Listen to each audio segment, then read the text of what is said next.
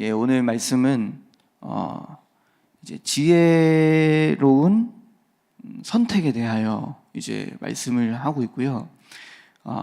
그리고 이 지혜는 무엇입니까? 이 말씀에 근거하면 보면 조금 더 낫고 조금 더 좋은 것을 우리 인생에서 선택하며 나아가는 것이 바로 이제 지혜라는 것입니다. 그래서 지혜자의 삶은 어떤 것을 선택하며 이제 살아가고 어떤 인생이 어떤 것을 추구하고 바라보며 살아가는 인생이 지혜로운 인생인지에 대해서 이제 전도자가 이야기를 합니다.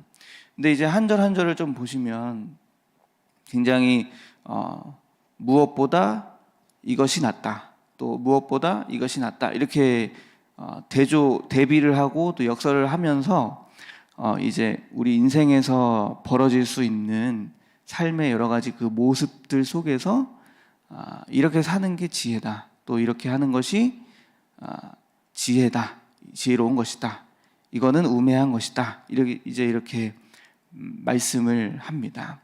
근데 보시면은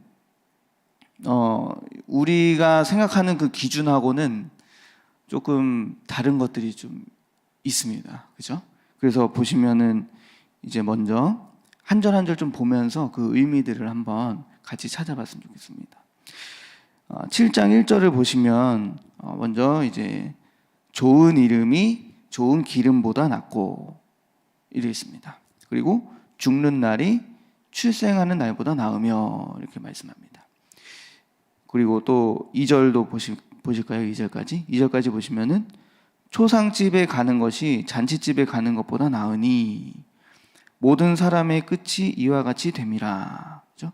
산자는 이것을 그의 마음에 둘지어다. 이렇게 말씀합니다. 우리가 생각할 때는 좋은 이름은 무엇일까요? 좋은 이름은 이제 어떤 명예, 그리고 명성, 이제 이렇게 우리가 생각을 해볼 수 있고, 좋은 기름은 무엇일까요? 어떤 재물의 재산인데, 특히 이제 재산도 이제 값어치가 있잖아요. 기름이 다 같은 기름이 아니고, 특별히 여기서 말하는 좋은 기름이라고 했듯이 어떤 가치가 있는 좋은 그런 재물, 재산, 우리는 뭐라고 생각할 수 있을까요? 우리 삶 속에서 봤을 때 어떤 돈을 많이 갖는 거, 아니면은 집을 내가 이렇게 내 명의로 하나 딱 가지고 있는 거, 아니면은 차를 대출 없이 이제 다 가지고 이제 완납한 그런 차를 딱 가지고 있는 거, 이제 요 정도 우리가 생각해 볼 수 있겠죠. 우리 삶 속에서 좋은 기름이라는 거, 어떤 물질의 값어치를 좋은 걸로 매긴다면 빚이 없고 딱 내 거, 내가 딱 가질 수 있는 거, 그죠? 이제 이 정도로 생각할 수 있지만, 내 전도자는 그런 걸 갖는 것보다 명예로운 삶을, 명예로운 인생을 사는 것이 훨씬 낫다. 그것이 바로 지혜다라고 이제 이야기를 합니다. 그러면서 설명하는 게 이제 죽는 날이 출생하는 날보다 낫다. 이제 이렇게 말해요. 되게 심오한 말인 것 같아요. 우리가 출생을 굉장히 축복하고 출생에 대하여 굉장히 아름답고 축복으로 막 축하해주고 하지만, 근데 여기서 전도자는 뭐라고 합니까? 그것보다 죽는 날이 더 낫다. 이제 이렇게 이야기를 하는 겁니다. 굉장히 역설적이죠. 우리 삶에서 생각할 때 삶이 출생하는 게 굉장히 축복이고 축하할 일인데 왜 죽는 날이 그거보다 출생보다 더 낫다고 했을까라고 했을 때, 저는 이제 이 1절에서 앞부분 좋은 이름, 명예로운 삶을 사는 것이 더 낫다라고 하는 어떤 그 전도자의 그 생각과 좀 연결이 돼서 묵상이 됐습니다. 뭐냐면 우리가 태어나는 것은 하나님의 은혜로 다 이렇게 태어나지만 그 삶을 어떻게 살아가느냐는 굉장히 중요하죠. 누군가는 똑같이 우리가 인생을 이 땅에서 태어났지만 누군가는 하나님 안에서 명예로운 삶을 살 수 있지만 또 누군가는 죄에 허덕이는 그런 삶을 사는 그 인생으로 우리가 이렇게 나뉘잖아요. 그런 걸 봤을 때 출생보다도 죽는 날 그 사람이 어떻게 하나님 앞에 서는지가 더 중요하다고 이 전도자는 생각했던 것 같습니다. 그래서 저도 이렇게 묵상이 되는 게 그렇구나. 그러면 태어나는 건 똑같이 우리가 태어나지만 하나님의 은혜 안에서 태어나지만 이 죽는 날 우리가 하나님 앞에 돌아가고 서는 날 그날 과연 우리는 어떤 삶으로 하나님 앞에 서 있을 것인가. 이제 이거를 생각해야 된다는 것입니다. 그래서 또 2절에 보면은 그래서 초상집에 가는 것이 잔치집에 가는 것보다 낫다라고 이제 연결이 되는 거죠. 초상집에 가면 이제 어떤 일이 벌어지나요?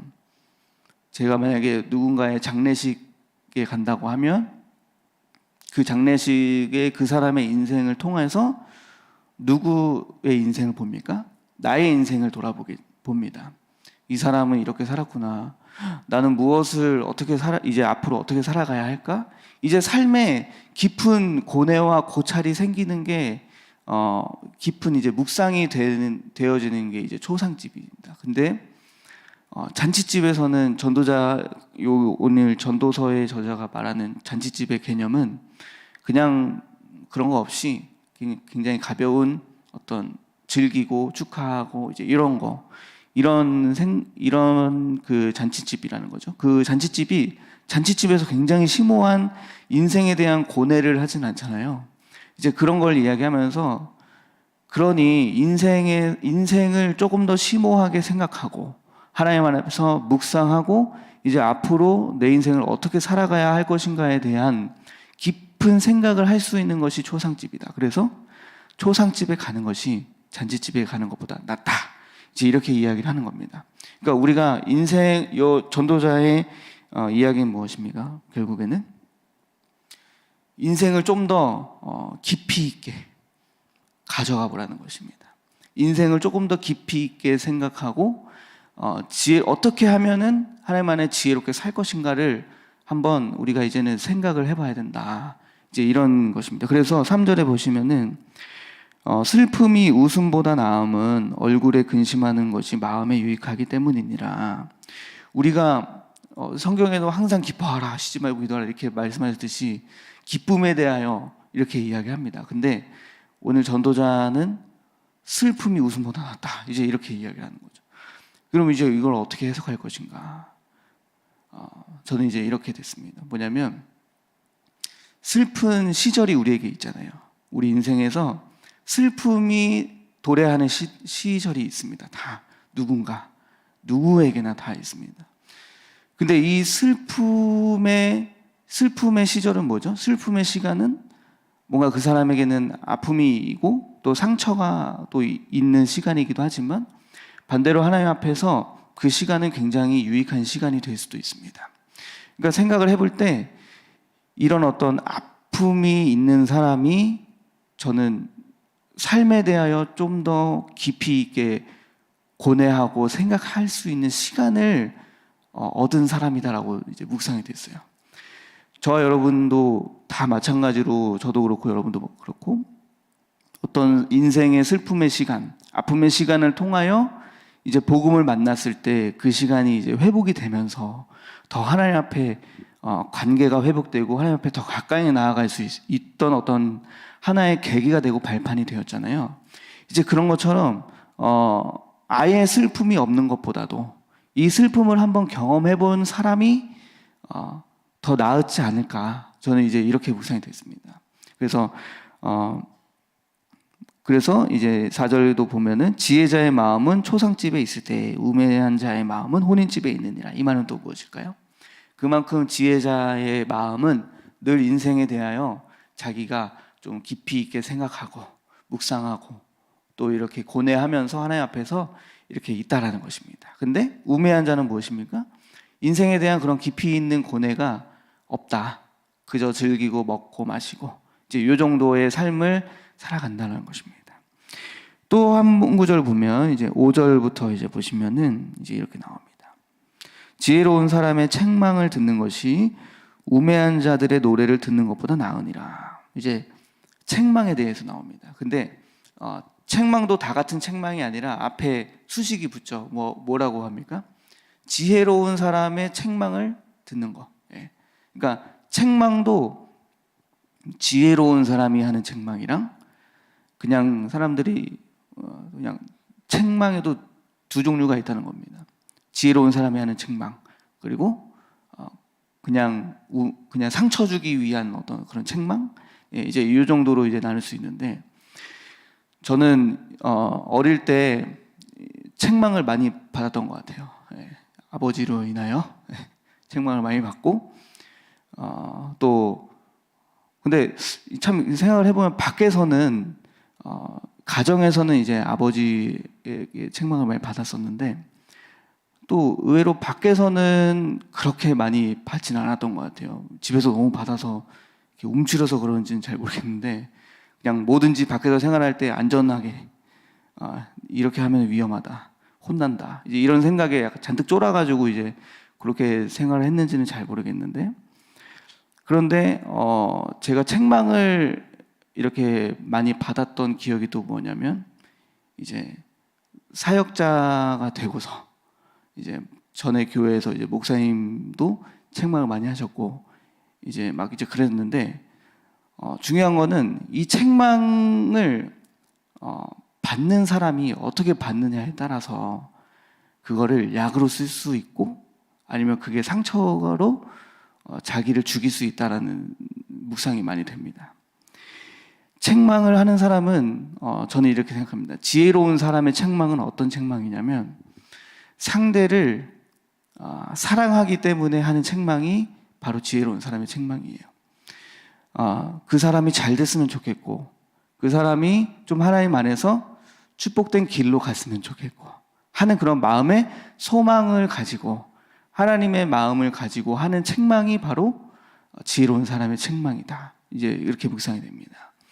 막연하게 그저 그 사람이 잘못된 것을 꼬투리 잡기 위해서 이제 막 책망을 하기도 하잖아요. 이제 살다 보면 그런 걸 경험하기도 하는데, 중요한 것은 그런 것을 복음을 가진 사람은, 저는 이제 묵상이 된 게, 지혜로운 사람의 책망이든 그렇지 않은 책망이든 책망을 받으면 지혜로운 자는 그 책망을 모두 다 자기의 약으로 쓸 수 있는 사람이 바로 지혜로운 사람입니다. 저는 두 가지를 다 경험을 해봤습니다. 저를 사랑하기 때문에 잘 됐으면 하는 그런 마음으로 하는 책망을 하는 그런 책망도 받아봤고, 그리고 저에게 좀 상처 주기 위해서 막 여러 가지 막 저의 흠을 막 끄집어 내리는 책망도 받아봤습니다.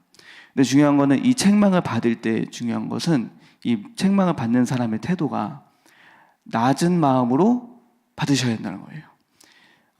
흔히 말해서 우리가 막 누군가가 잘못 이렇게 나의 어떤 약점이나 허점을 딱 지적했을 때 그거에 대해 딱 들었을 때 어떻게 기분이 나쁘잖아요. 처음으로는 기분이 나쁘고 막 감정이 상하고 막 이렇게 되잖아요. 근데 잠깐 숨을 한번 깊게 쉬고 그것을 묵상을 잘 해보셔야 돼요. 묵상을 잘 해보시면서 왜 저 사람이 나에게 그런 말을 했지? 이렇게 딱 묵상을 하고, 그리고 기도를 딱 들어갑니다. 기도를 들어갈 때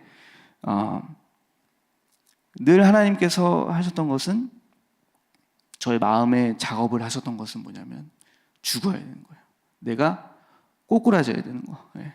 확 꼬꾸라져서 저 사람의 말을 주님의 음성으로 들을 수 있어야, 그게 이제 나의 양약이 되는, 책망을 받을 때 무슨 책망을 받든 양양이 되는 것입니다. 근데 사람들은 뭔가 이게 딱 의가 살아있으면 고개 하나가 딱 걸려서 사람과 관계가 매이게 되고 여러 가지 환경에서 이제 매이게 되잖아요. 근데 이제 그런 매임을 풀 수 있는 것은 내 의를 다 꺾고 내 생각, 자아, 경험 이런 것을 다 꺾는, 죽이는 그때에 바로 이 책망이 양양이 되는 것입니다. 그래서 이 지혜로운 사람의 책망을 듣는 게, 이 책망을 듣는 것을 즐겨하는 거. 그래서 잠언에도 나오듯이 자녀들아 아비의 훈계를, 책망을 잘 들어야 된다. 이렇게 말씀하시듯이 이제 그 책망을 즐겨 듣는 것이 우리 인생에서 지혜로운 길로 갈 수 있는 것입니다. 제가 기억났던 그 책망은 이제 설교를 준비했을 때 이제 우리 목사님께서 깊은 기도를 통해서 하나님께서 저에게 말씀해 주시라는 그 음성을 들으시고 이제 고민하시다가 저한테 이제 연락을 하셔가지고 이제 이런 거는 고쳤으면 좋겠다라는, 그것도 어떻게 보면은 책망이잖아요. 지혜로운 사람의 책망. 근데 그걸 들었을 때 제가 아까도 그런 과정을 거치는 거죠. 처음에는 힘들 수 있지만, 그런데 이거를 듣게 하시는 분이 하나님이시라는 것을 우리가 믿음으로 보고, 그리고 그 책망을 한 사람에 대하여 이분이 나를 사랑하셨기 때문에, 잘 되기를 원하시기 때문에 이런 말을 하신다라는 거를 딱 잡고 가면, 거기에서 이제 내가 잘못된 길로, 우매한 사람의 길로 빠지는 것이 아니라 이제 돌아설 수 있는, 지혜로운 길로 돌아서 옳은 길로 갈 수 있는 방향을 잡을 수 있는 것이 바로 책망의 힘입니다. 그래서 책망은 받는 사람의 몫이 저는 좀 크다고 묵상이 많이 되어집니다. 하는 사람보다도 받는 사람이 그것을 잘 받으셔야 됩니다. 예, 그래서 그렇게 하나님 안에서 잘 책망을 받아서 우리가 지혜로운 길로 가기를 원합니다. 근데 중요한 것은 우매한 자들, 이 우매한 자들의 노래를 듣는 것보다 나은다. 그래서 우매한 자들의 웃음소리는 6절에 보시면 손 밑에서 가시나무가 타는 소리 같으니 이것도 헛되다라고 말했잖아요. 이 가시나무가 타는 소리 같다. 이게 무슨 의미일까 좀 많이 찾아봤습니다. 그랬더니 이 고대 이 근동 지방에서는 땔감이 없어가지고 나무, 풀, 이런 나뭇가지 또 이제 이런 것들을 땔감으로 썼다고 합니다. 그 중에서 이제 가시나무라고 하는 게 있는데, 이 가시나무는 어떤 넝쿨진 것처럼 생긴 어떤 가시나무인데, 요거를 태우면은 엄청 타닥타닥 하면서 요란한 소리를 내면서 탄다고 해요. 근데 중요한 것은 지속이 짧아요. 예. 곰방 막 요란하게 막 타다가 곰방 탁 꺼지는 게 이제 가시나무래요. 그래서 이게 무슨 의미일까 했을 때, 뭔가 우리말에도 있죠. 빈수레가 요란하다. 예. 실속이 없는데 막 요란한 거예요. 그래서 막 타는데 실속은 없어. 그러니까 마치 우매한 자들의 그 웃음, 노래소리가 그런 것 같다는 거예요. 예. 뭔가 실속이 있어가지고 뭔가 막 여운이 길게 나는 어떤 그런 웃음과 기쁨이 아니라 그냥 한시에 딱 즐기고 마는 그런 웃음, 기쁨, 즐거움. 예. 이런 게 이제 우매한 자들의 웃음소리입니다. 그래서 그것이 바로 헛되다. 그래서 고뇌하는 것이 책망을 듣는 게 차라리 인생에선 더 지혜로운 선택이다. 이제 이렇게 나는 겁니다. 그런데 이 지혜로운 사람에게도 한 가지 주의할 것은 이제 7절에 탐욕이 바로 지혜자를 우매하게 한다. 이제 그래서 지혜자는 이것을 경계해야 된다, 주의해야 된다. 이제 이런 말합니다.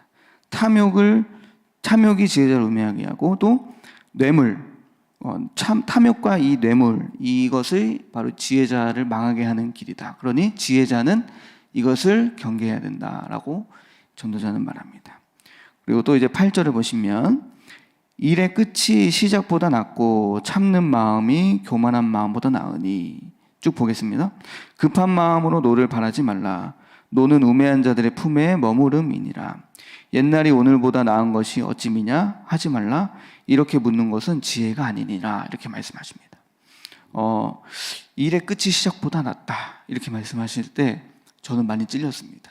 제가 왜냐하면 사역을 이렇게 중등부나 여러 가지 사역을 할 때 저의 패턴이 있었습니다. 그게 뭐냐면 벌려요, 일을. 예, 일을 벌려놓고 뭔가 마무리가 안 돼요. 예, 이게 참 좀 찔리더라고요. 이 말씀을 보면서 막 일을 시작하는데 뭔가를 열정적으로 시작합니다. 근데 끝마무리가 그냥 흐지부지 이렇게 되는 거. 이게 일의 시작, 어떤 일을 함에 있어서 그 일을 시작하는 것보다도 그 일을 끝까지 잘 완수하고 마치는 것이 낫다. 그러니까 제가 또 묵상이 된 게, 우리가 한 번에 여러 가지 일을 막 동시에 시작하려고 하는 게 아니라 하나님 앞에 묻고 하나하나씩 조그만 일이라도 시작하고, 그리고 그것을 모든 일에 그 하나님께서 개입하시도록 묻고 기도하고 기다리고 하면서 그 일을 잘 끝마치는 것이 바로 지혜로운 자다. 근데 이제 일을 막 여러 가지로 막 시작하고 하는 것이 무엇 때문에 그럴까 생각하면은 욕심, 그 사람의 어떤 그 욕심, 많은 것을 얻으려고 하는 욕심, 그것에는 명예도 있겠죠. 그 일을 다 했을 때 얻는 나의 어떤 그런 명예의 욕, 그리고 또 어떤 재물의 욕도 있겠고, 여러 가지 그런 탐욕과 욕심 때문에 일을 여러 가지로 막 벌려놓지만 그러나 결국에는 마치지 못할 때 그것은 지혜로운 길이 아니다라는 것입니다. 하나를 해도 제대로 하고 그것을 잘 마치는 것이 지혜로운 사람이다, 이제 이렇게 합니다. 그래서 참는 마음이 교만한 마음보다 낫다, 이걸 하는데 제가 묵상되는데 참는 마음이 교만한 마음보다 낫다? 이게 어떤 연관성이 있을까 이제 많이 묵상을 해봤는데, 우리가 어떤 일을 시작할 때 이제 막 일을 벌려놓잖아요. 그러면은 생각을 하죠. 왜 이 일이 더 이상 진행이 안 되지? 하면서 어떻게 되냐면 인본주의를 쓰기 시작합니다. 막 이 조급한 마음이 급한 마음이 들어오면은 참지 못하고 내가 인내하지 못하고 하나님 안에서 묻지 않고 인도를 받는 것이 아니라 나의 인본주의를 씀으로써 하나님을 배제해 버리는 거. 이제 이런 게 바로 그게 차라리 참고 안 하는 것이 교만하게 하나님 없이 일을 하는 것보다 낫다. 그것이 낫다. 이제 이렇게 묵상이 되더라고요. 그래서 급한 마음으로 노를 바라지 말라, 이제 이렇게 합니다. 노는 우매한 자들의 품에 머무름이니라. 그러니까 이제 모든 일이든지 어떤 일이든지 급하고 조급하고 이제 이러면은 스스로에게도 분노가 오게 되고, 그리고 다른 사람에게도 이제 분노가 차오르게 됩니다. 이제 이 분노, 그래서 참는 것이 교만하게 있는 것보다 낫다, 이제 이렇게 오늘 전도자는 이야기합니다. 그래서 급한 마음을 갖지 말고 여유 있게 하나님 안에서 참고 인내하면서 한 길 한 길 묻고 가는 것이 바로 일의 마침이 된다라는 것입니다. 그래서 저의 삶 속에서 이제 이렇게 묵상이 됐던 게 뭐였냐면, 이제 얼마 전에 제가 계속 새벽 예배 때도 간증을 드렸듯이 이제 집을 놓고 기도를 하잖아요. 이제 집을 놓고 이제 기도를 했는데 이제 기도를 하는 그 과정에서 여러 가지 일이 있었어요. 근데 막 갑작스럽게 전혀 생각 없다가 이제 집을 내놓은 상태까지 이제 막 되고 이제 그렇게 된 거예요. 이제 그런 상태로 이제 집을 내놨는데 이제 이 집이 나가야 뭘 그 다음을 진행을 해볼 텐데 집이 안 나가는 거예요. 계약이 안 되는 거예요. 근데 막 어떤 분이 또 맘카페에 들어가 보니까 이제 조두순 씨가 이제 거모동으로 올 수도 있다, 막 이제 이런 막 뉴스가 떴대요. 그래가지고 이제 그럼 거모동이 더 안 나가겠다, 막 이제 이런 생각도 막 들고 막 하다가 여러 가지 막 생각이 들었어요. 왜 안 나가지 이게 도대체? 그런데 묵상이 된 게 뭐냐면, 제가 이 집 빌라를 내놓기 전에 장현동에다가 그 LH 임대주택을 신청을 또 했었어요. 근데 이제 이거는 서류 제출 대상자가 돼가지고 서류 제출 대상자 되면 거의 된다고 이제 보면 된다고 하더라고요. 그래서 심지어 집을 내놓고서 그 장현 집이 됐어요. 근데 묵상을 하기를 저희 어머니도 그렇고 장현으로 간들 그게 검모동에서 장곡을 무슨 의미가 있냐, 지금 성전 근처로 집을 옮기려고 하는데. 그래서 그것도 맞다 해가지고 이제 막 제 마음에 어떤 생각이 들냐면 급해요. 막 제가 막 급하고 계약이 왜 안 돼? 그래서 막 분노가 막 와요. 근데 기도는 해요, 똑같이. 이게 문제인 거예요. 참는데, 참고 인내하면서 하나님 앞에 기도하는데, 어떤 일에 대하여 기도하는데 기도는 똑같이 하죠, 영적으로. 근데 마음에 노가 있어, 분노가 있고 조급해. 약간 이제 이런 것들이 제 안에 이제 해결되지 않는 어떤 그런 문제라는 것을 발견하고 이제 이 집을 놓고 기도할 때 하나님께서 해주실 것이라는 믿음을 갖는 게 굉장히 중요하고 이 믿음 속에서 하나님이 역사를 해주셔야 되는구나. 그러니까 내 거를 계속 내려놓는 시간이 되더라고요. 제 생각, 그 다음에 나의 어떤 내가 할 수 있는 것들을 좀 쭉 내려놓고 힘을 빼는 거. 예. 그래서 참고 인내하고 기다리고. 근데 이렇게 또 곰곰이 생각을 해보면 집을 내놓긴 했지만 이제 다시 생각을 해보니까 어떤 생각이 드냐면 확정되어 있는 게 없는 거예요.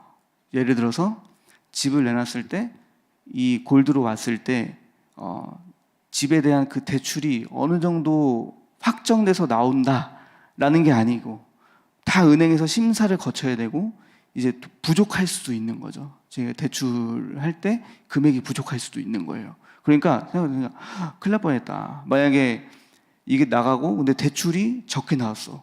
그럼 이제 완전 붕 뜨는 거잖아요. 그래서 뭔가 지금 기다려야 하는 때고 뭔가 이제 일이 순차적으로 하나씩 하나님이 만들어 가셔야 되는 거구나. 이제 이런 묵상이 되면서 좀 급한 마음이 좀 싹 사그라들었습니다. 그러면서 내려놓게 되더라고요. 그래서 기다려야 된다. 그러나 믿음은 갖고 또 기도는 하되 하나님 안에서 나의 의와 생각을 참고 인내하고 기다리고 급한 마음을 내리고 분노도 죽이고 이제 이렇게 묵상이 됐습니다. 그래서 일의 시작은 했습니다. 근데 중요한 거는 제가 중도 하차할 뻔한 거예요.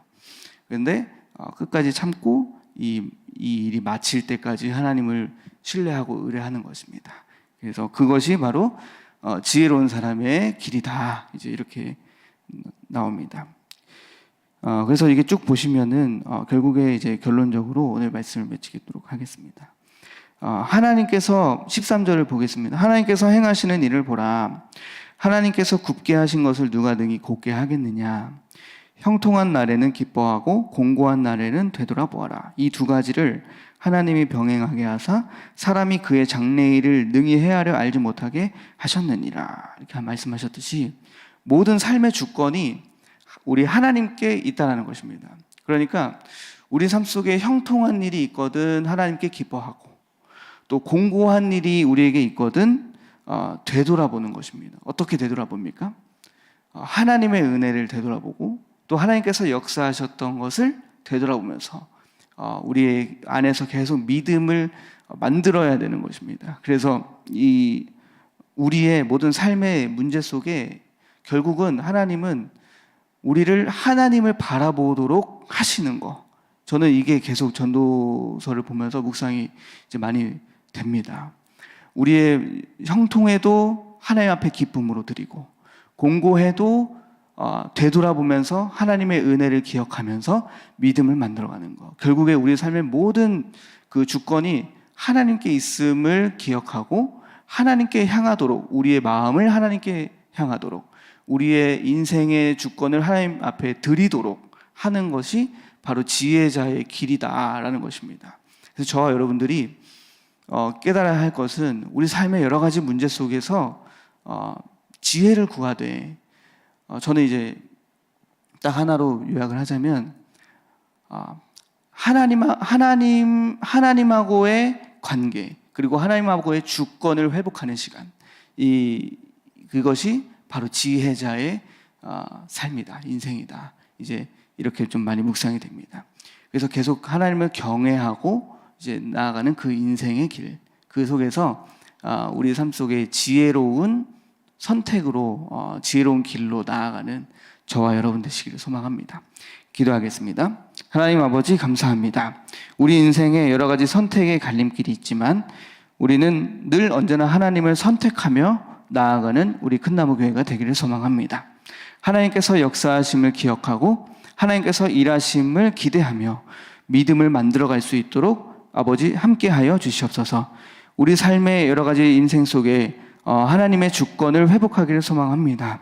성령님께서 우리에게 말씀하여 주시고 성령 인도함 따라 잘 은혜로 나아갈 수 있도록 우리를 인도하여 주시옵소서. 모든 것 감사드리며 예수 그리스도의 이름으로 기도드립니다. 아멘.